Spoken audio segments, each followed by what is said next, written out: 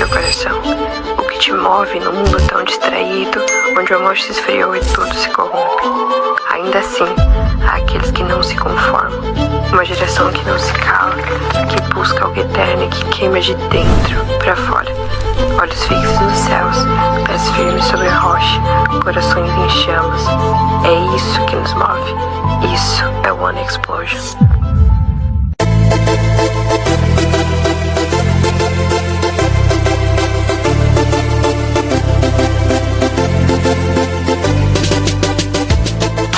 Glória a Deus, estamos na igreja, um ambiente de misericórdia, um ambiente de amor, um ambiente onde a graça do nosso Senhor Jesus prevalece.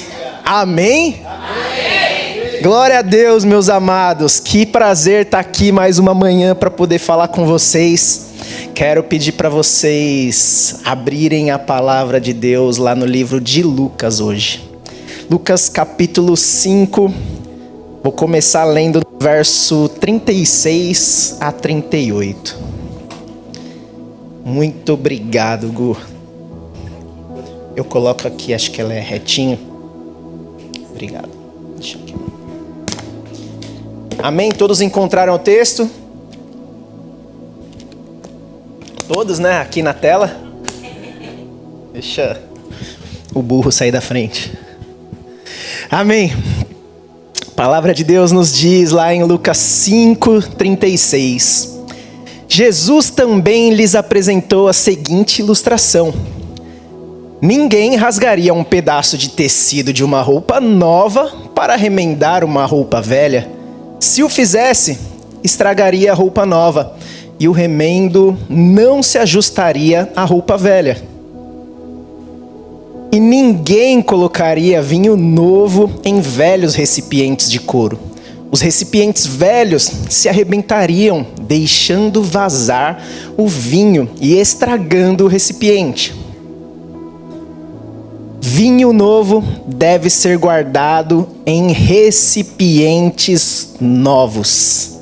Amém? Deixa eu contextualizar para vocês aqui. Eu tô ficando cego. Deixa eu dar um zoom aqui na minha tela. Amém.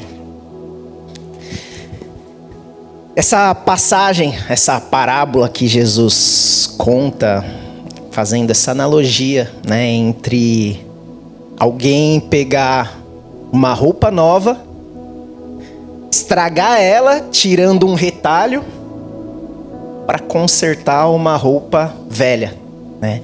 E Jesus diz: ninguém faz isso, porque senão a roupa nova se estraga, porque você cortou para tirar um retalho, e a roupa velha, ela também não tem mais resistência. Então, quando o material da roupa nova se tensionar, quando o material da roupa nova encolher, é isso que acontece. Quem aqui já lavou roupa e já viu a roupa encolhendo?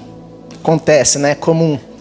Então, quando a gente lava a roupa, a tensão do material do tecido novo, ela faz com que encolha. Porém, uma roupa velha, ela já passou tanto por esse processo que ela já não tem mais resistência. Ela é um tecido rígido. Então, quando se encolhesse, iria rasgar. E aí você ficaria sem a roupa nova e sem a roupa velha novamente.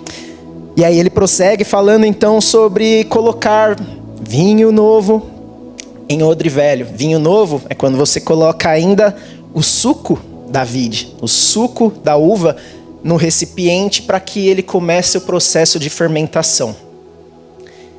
Porém, nesse processo de fermentação acontece um fenômeno de expandir, né?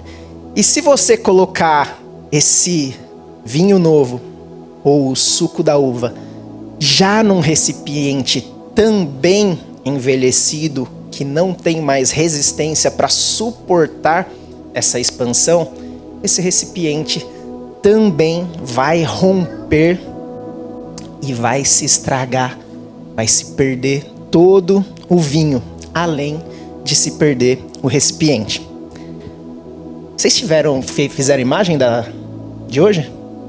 Mas tem aqui para colocar ou não? Tá bom, tranquilo.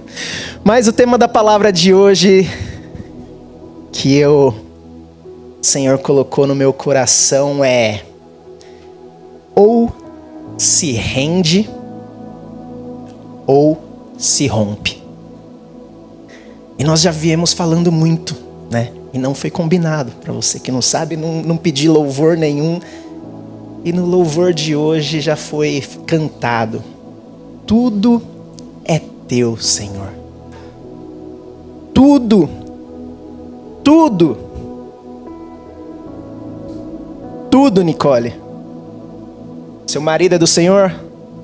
Seu casamento é do Senhor? Seus filhos são do Senhor?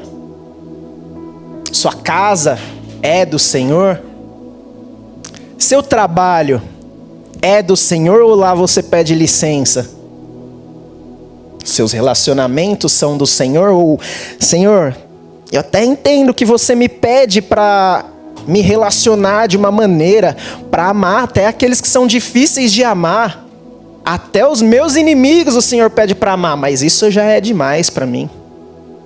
Fulano está o tempo inteiro me ferindo. Perdoar 70 vezes 7 é demais para mim. Não dá, Senhor, não dá.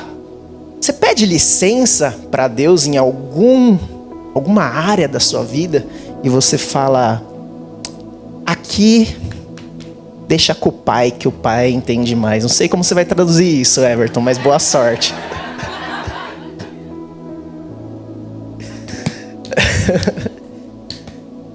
Tem alguma área da sua vida que você ainda não colocou diante do Senhor?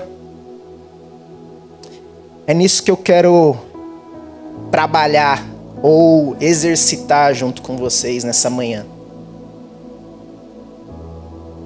Essa parábola que Jesus conta, ele conta quase que no final de um período de várias rodadas de debate. Amém, ó.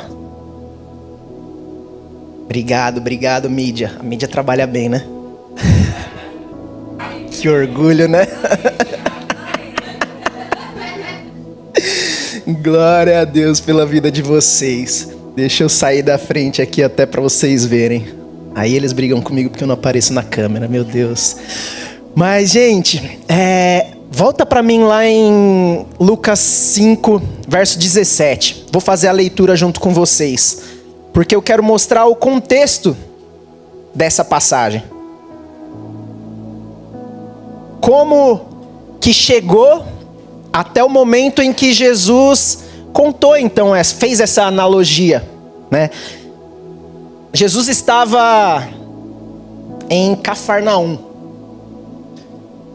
e vai relatar até um texto que já é conhecido de todos e que o pastor já inclusive pregou uma palavra muito poderosa sobre isso. Mas vai começar relatando então neste dia, essa sequência de fatos que aconteceram, que levou Jesus a terminar dizendo aquela parábola. Começa quando ele estava reunido numa casa e a multidão era tão grande naquela casa que os discípulos, que não havia espaço para passar. Vamos fazer a leitura, vai?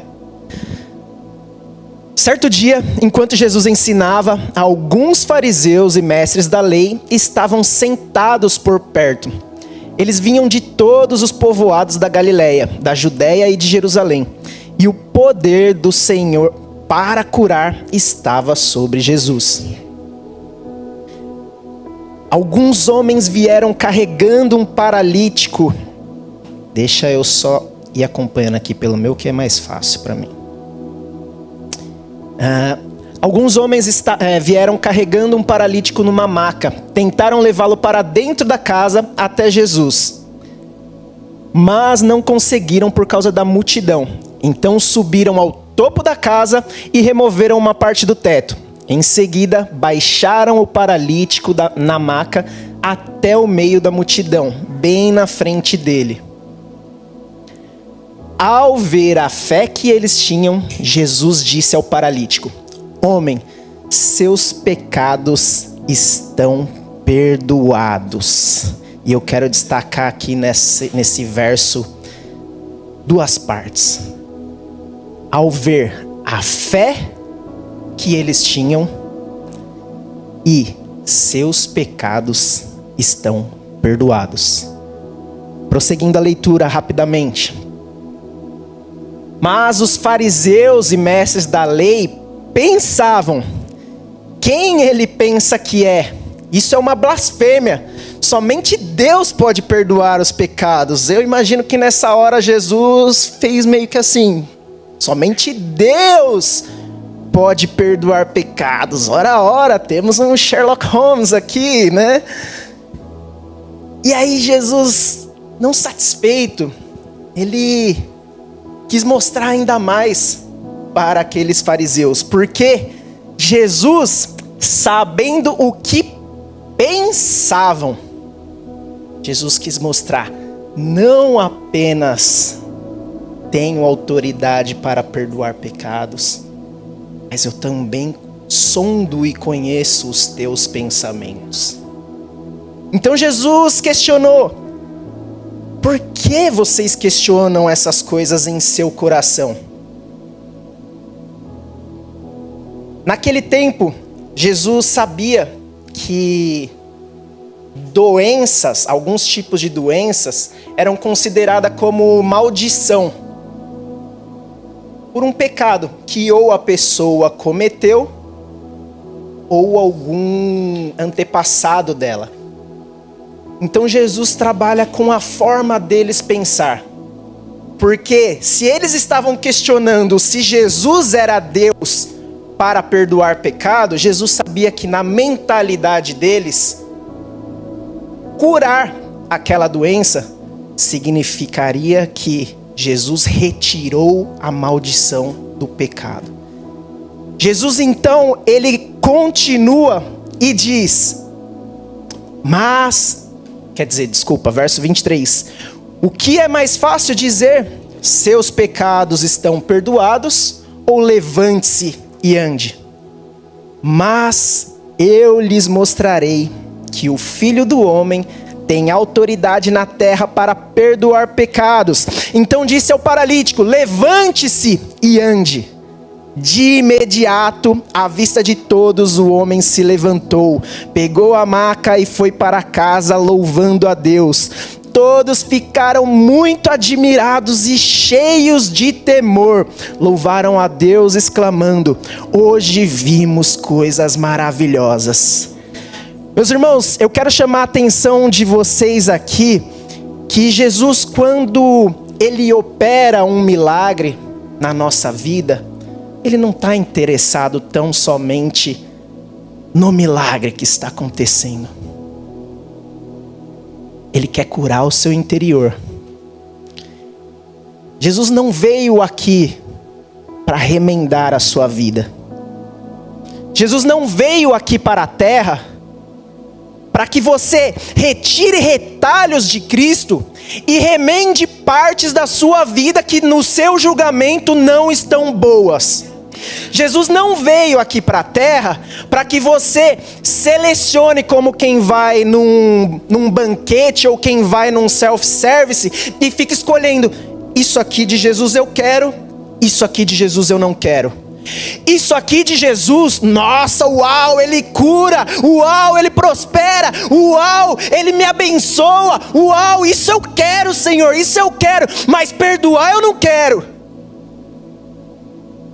Ah, eu quero tudo que o Senhor tem de bom para me dar, Senhor, mas eu não vou entregar nas suas mãos o meu relacionamento. Eu sei como lidar com a minha família. Eu não vou colocar nas tuas mãos as minhas amizades. Eu ando com quem eu quiser. Os ambientes a qual eu piso, eu ando, é problema meu, Senhor. Não se mete aqui. Fica onde eu te deixei. Fica nesse banquinho aqui, Senhor, porque aqui eu deixo. Mas no resto da minha vida não toca, não. Jesus não veio para ser um remendo na sua vida. Jesus não veio se entregar, morrer pelos meus e pelos seus pecados, para que você chegue aqui domingo de maneira religiosa, de maneira apenas como um protocolo, como algo sistemático, e pense que estou pagando um preço para que Jesus fique me devendo, e aí eu vou cobrar, a conta vai chegar, Senhor, porque eu vou todos os domingos no culto. Por que as coisas não andam na minha vida? É isso que é Deus? Eu paro 1 hora por domingo? Tudo bem que o Senhor me dá, sei lá, faz conta aí, quanto que é 24 horas vezes 7 dias na semana? Vai lá, meu irmão, me salva nessa. Quanto? Vou confiar em você, 168 horas. 168, perguntei para a pessoa certa, é isso? Aleluia. De 168 horas eu separo 2 horinhas para o Senhor, e Ele ainda não quer me dar as coisas que eu quero? Não quer me dar a pretinha de 1,70 m, não quer me dar a loirinha de... Não, porque eu selecionei aqui, ó, tá aqui a minha lista, Senhor. Tem que pesar no máximo 50 quilos, tem que ter os olhos azuis, ser negra, porque eu gosto desse contraponto. Meu irmão, coloca tudo nas mãos do Senhor. Coloca todas as coisas na mão do Senhor. Para de pensar que quem manda é você ainda. Cadê a imagem? Ou você se rende, ou você se rompe. Não tenta equilibrar. Não tenta ser um crente Raimundo. Pé na igreja, pé no mundo. Seja alguém que se rende aos pés de Cristo. Prosseguindo. Deixa eu encontrar aqui. Então, reafirmando nesse primeiro ponto. Jesus, Ele nos chama, e é pela fé que nós o recebemos. Não fique na superfície do que Ele pode fazer. Se aprofunde em quem Ele é. Segundo ponto que eu quero trazer para vocês. Vamos lá, a partir do verso 27. Tá aí, Márcio? Volta lá, por favor. Eu vou lendo aqui, mas vocês podem ir acompanhando. Não sei se vocês conseguem, porque eu sou descendente de baiano. Tenho cabeça grande. E eu sou mesmo, tá? Para vocês não acharem que preconceituoso. Como diz meu pai, não é porque eu nasci em São Paulo que eu não sou baiano. Se você pôr um gato para nascer dentro do forno, ele não vai virar um pão por causa disso. Ele vai continuar sendo um gato. Lucas 5:27. Depois disso, Jesus saiu da cidade e viu um cobrador de impostos chamado Levi sentado no local onde se coletavam impostos. Siga-me, disse-lhe Jesus. E Levi se levantou, deixou tudo e o seguiu. Mais tarde, Levi ofereceu um banquete em sua casa em honra de Jesus. Muitos cobradores de impostos e outros convidados comeram com eles, mas os fariseus e mestres da lei se queixaram aos discípulos. Por que vocês comem e bebem com cobradores de impostos e pecadores? Jesus lhes respondeu: as pessoas saudáveis não precisam de médico, mas sim os doentes. Não vim para chamar os justos, mas sim os pecadores que se arrependam. Aleluia. A palavra que no original é usada para arrependam é uma palavra que a gente sempre fala aqui. Metanoia. Metanoia significa, vocês já até sabem, né? O que significa metanoia? mudança de mentalidade, mudança de rota. É uma mudança que começa na mente. A mente, ela dirige todos os seus pensamentos. Se você muda a maneira como a sua mentalidade vai ser construída, ou melhor, baseado em quem a sua mentalidade será construída, todas as outras coisas na sua vida serão alteradas. Mudança de mentalidade. É isso que significa se arrependam. Jesus disse, eu vim não pelos sãos. Meus irmãos, fazer um parênteses aqui. Quem aqui estava 100%, se sentindo bem, acordou no seu melhor dia e falou, hoje eu vou lá no médico, pedir um remédio, pedir um tratamento. Alguém aqui já fez isso? Não, né? Se você não reconhece que você é doente, que você está doente, no caso do exemplo, você não pensa que precisa de ajuda. Tem muita gente que fica pensando, para que eu preciso de um salvador? Meu irmão, isso é bom demais. Jesus não veio para... vou corrigir. Jesus veio para todos, mas você não enxerga que você precisa dele. Então ele veio chamar os doentes. Ele, como médico dos médicos, veio tratar e curar aqueles que olham para dentro de si e pensam, miserável homem que sou. Preciso da sua graça, necessito da sua graça na minha vida, porque sem a sua graça eu nada sou. Jesus veio para chamar os pecadores para que se arrependam. Então não vamos ficar com a nossa mentalidade também que, Jesus ama o pecador, então eu posso continuar sendo pecador que ele me ama. Leiam aqui a conclusão. Para que se arrependa. Jesus ama o pecador, mas ele odeia o pecado. Vamos ver como Levi reagiu diante do chamado que ele recebeu do Senhor. Volta no verso 28, meu irmão. Vocês podem ler em alta voz, por favor? Vou contar até 3. 1, 2, 3.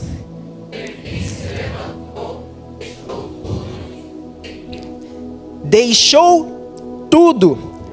Volta um verso, por favor, Márcio. Depois disso, Jesus saiu da cidade e viu um cobrador de impostos chamado Levi sentado no local onde se coletavam impostos. Siga-me, disse-lhe Jesus. Jesus falou para ele, abandone tudo aqui? Precisou?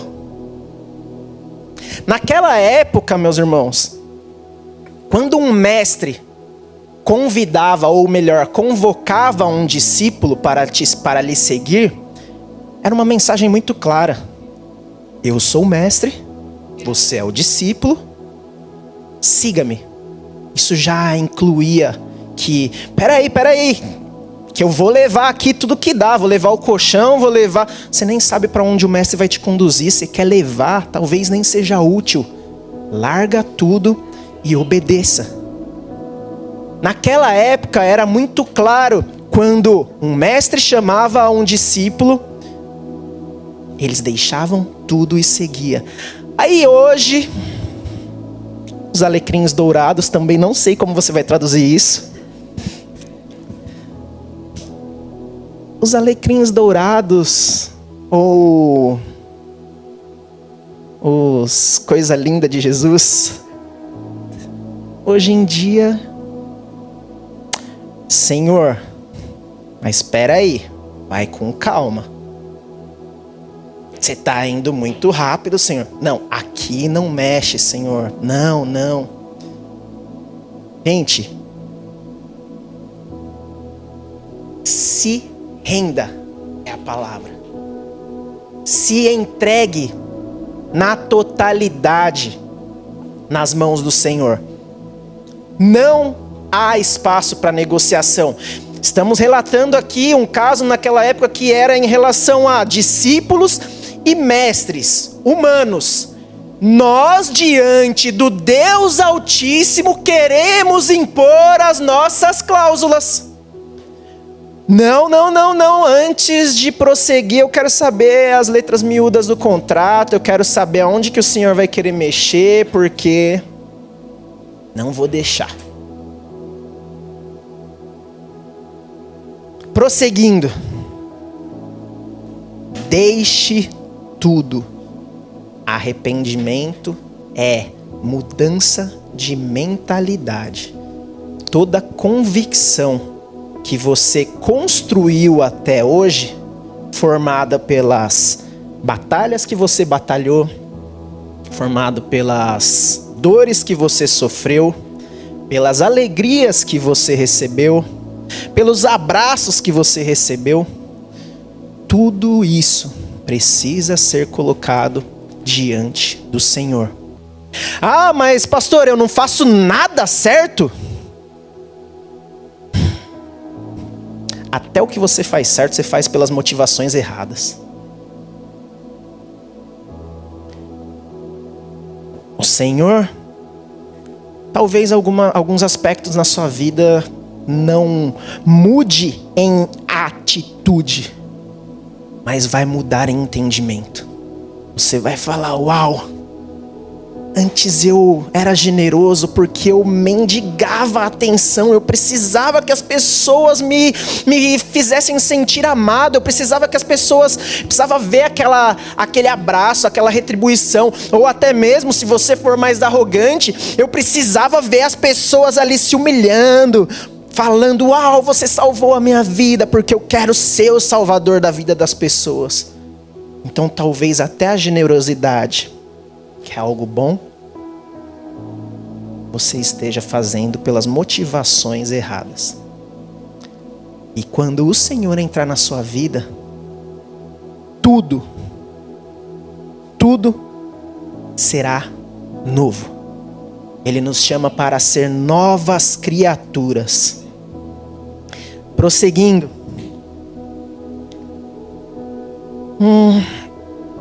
Próximo tópico. Vou a partir do verso 33. A gente já vai chegando aí para próximo da passagem onde a gente estava.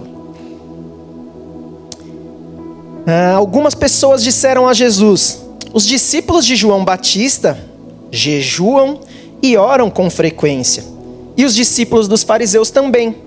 Por que os seus vivem comendo e bebendo? Eu acho que nessa rodada de debate, né, Jesus falava, aí eles contrapunham, aí Jesus explicava o porquê fazia, aí eles vinham e agora eu vou pegar Jesus.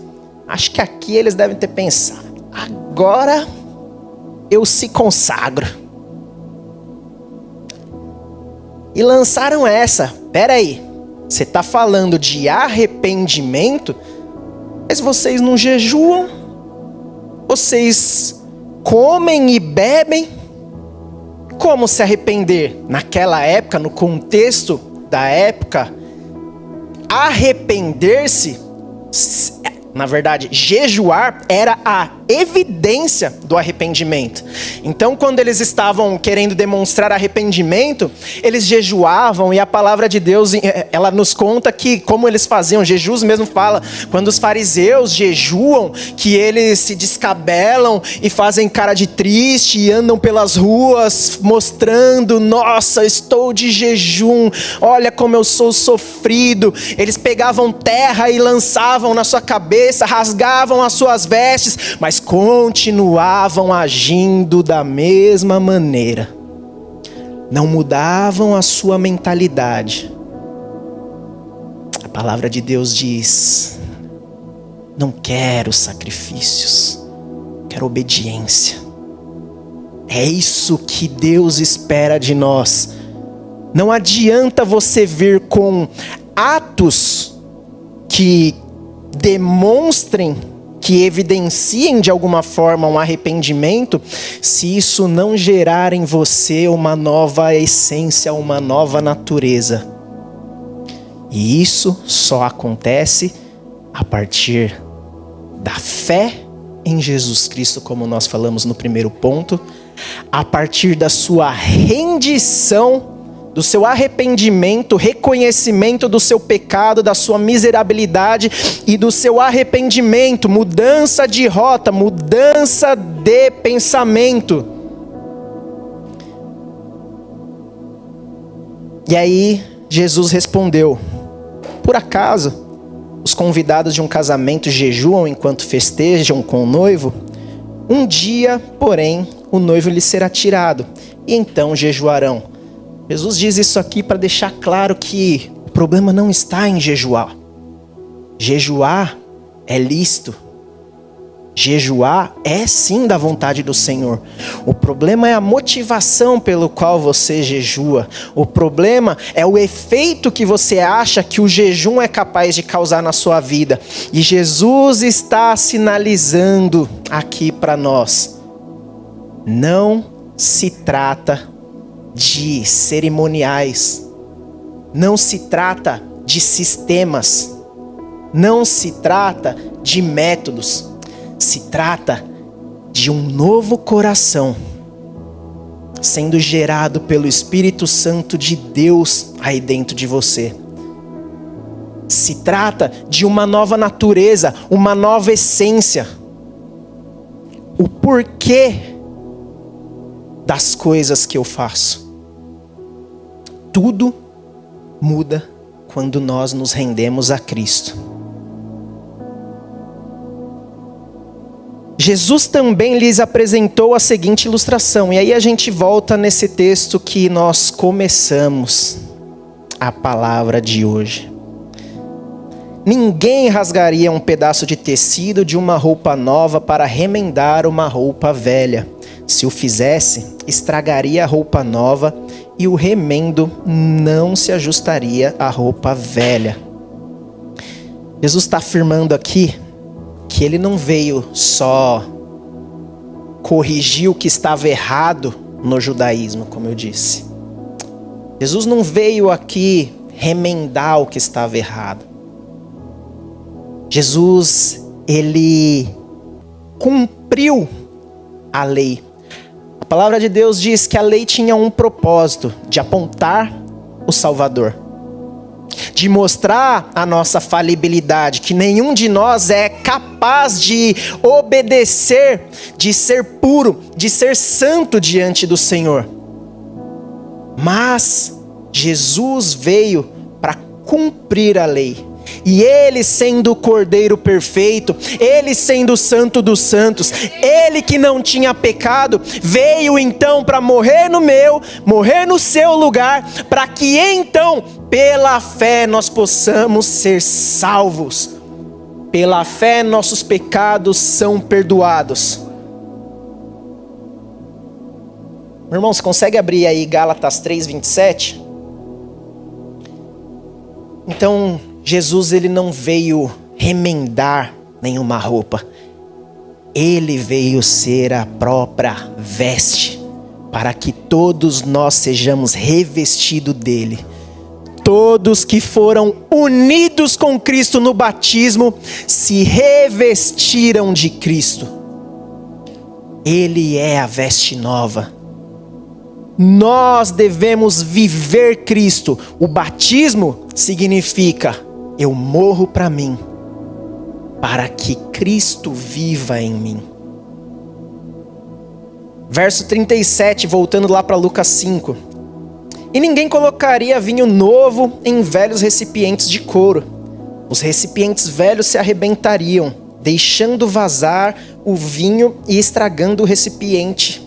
Vinho novo deve ser guardado em recipientes novos. Vai lá para 1 João 4,13, por favor, Márcio. O Senhor, ele não apenas veio para nos revestir, mas ele veio também para nos preencher. O Senhor, Ele não quer apenas cobrir os nossos pecados. Ele quer nos encher do Espírito dEle, para que nele nós tenhamos um novo propósito, para que nele nós façamos todas as coisas novas. 1 João 4,13: Deus nos deu o seu Espírito como prova de que permanecemos nele e ele em nós. Cristo te chama porque Ele quer te revestir para que você seja salvo. E Ele quer te encher para que você seja santo, para que você seja santificado todos os dias. Abre lá em Efésios 4, 21, meu irmão. Vou ler até o 24.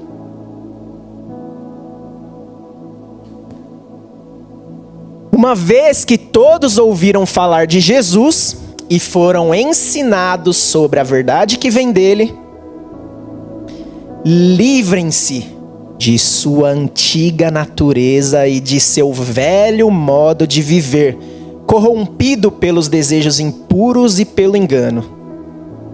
Deixem que o Espírito renove seus pensamentos e atitudes, e revistam-se de sua nova natureza, criada para ser verdadeiramente justa e santa como Deus. Aleluia! Mas vinho novo, o Espírito Santo de Deus, sem abandonar a velha natureza, vai fazer com que você rompa. O grupo de louvor pode vir, que eu já estou finalizando.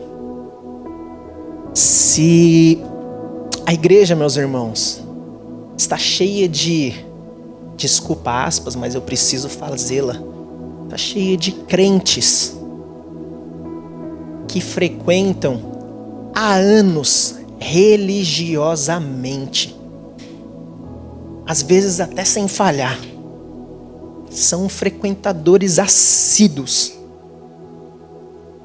mas são crentes fariseu, que estão mais preocupados com o rito, estão mais preocupados com as atitudes, com cerimônias, do que em realmente se entregar ao Senhor de todo o seu coração. Se render diante dele e falar: Senhor, é difícil, tem coisa que confronta. E sim, confronta. Eu não vou mentir para vocês falando que, nossa, para mim é fácil, porque não tem nada que me confronta. Seria um mentiroso se eu estivesse falando isso. Todos os dias a pureza e a santidade de Cristo me coloca de frente com os meus pecados, e eu preciso me arrepender e falar: Senhor, me perdoa. Pai, obrigado pela tua graça que me alcançou. Transforma o meu interior, porque aquilo de bom que eu quero fazer eu não faço, mas o mal que eu não quero fazer, esse sim eu faço. Mas tem um coração rendido diante do Senhor, porque aí sim o Espírito Santo de Deus, Ele vai te fazer uma nova natureza, um odre novo para suportar a tensão do Evangelho. Esses crentes, eles não querem uma nova veste, ou não querem ser um odre novo. E ficam, como eu disse anteriormente, querendo retirar retalhos de Cristo. E querem criar um Cristo para si. Não estão satisfeitos com o Cristo que se apresentou. Ah não, o Jesus que eu acredito... Quantas vezes você já não ouviu isso mundo afora? O Deus que eu acredito, Ele não manda as pessoas para o inferno. Você não entender o porquê o inferno existe não quer dizer, meu amor, que o inferno não exista. Você pode até brincar de faz de conta. Você pode até fingir que ele não existe. mas inevitavelmente ele existe.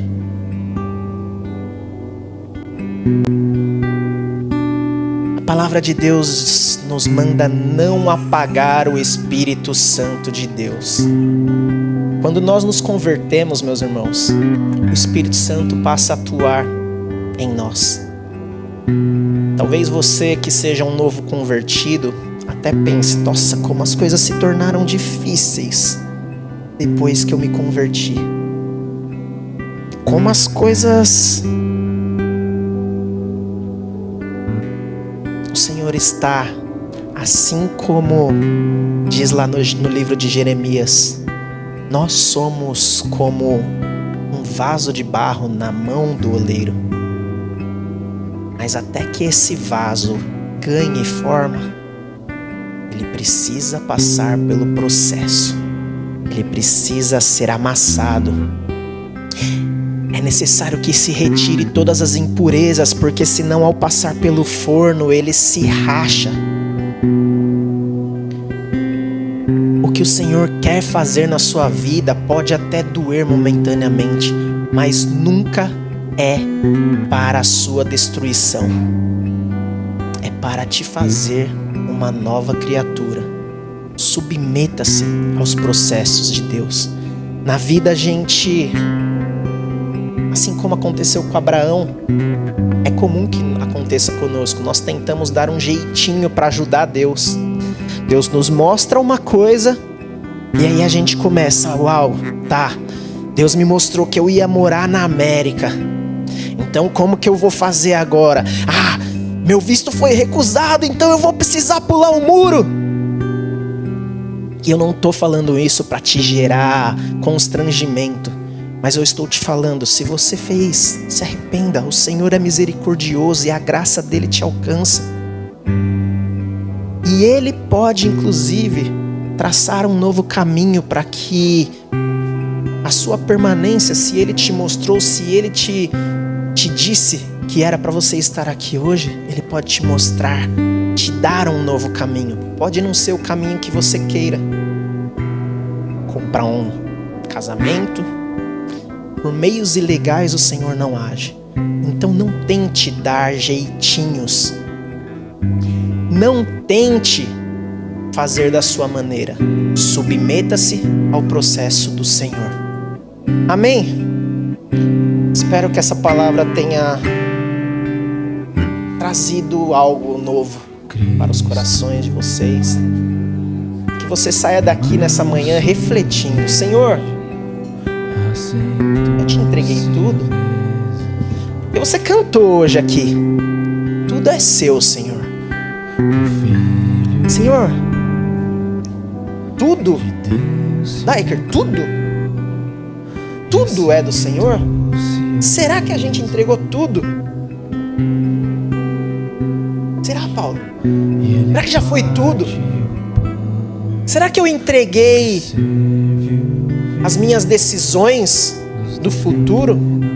Será que eu entreguei a minha carreira profissional?